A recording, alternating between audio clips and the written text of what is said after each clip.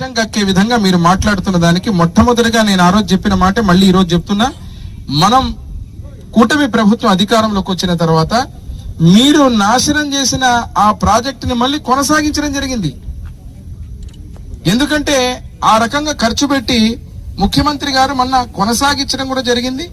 అదే రకంగా ఈ రాయలసీమకు, ముఖ్యంగా కర్నూలుకు, అనంతపురంకు జిల్లాలకు నీళ్లు రావటానికి ఎవరు కారణభూతులురా అంటే మళ్ళీ మీకు ఈరోజు చరిత్ర చెప్పాలి. మొట్టమొదటిగా హంద్రీ నీవాని వెడల్పు చేసి ఈరోజు తిరుగులేని విధంగా ఈ ప్రాంతాలకు నీళ్లు ఇచ్చి, ఈ నీళ్లతో పాటు పులివెందల, అదే రకంగా కుప్పానికి కూడా నీళ్లు తీసుకుపోయిన అపర భగీరథుడు మా అధినేత ముఖ్యమంత్రి వారు నారా చంద్రబాబు నాయుడు గారు.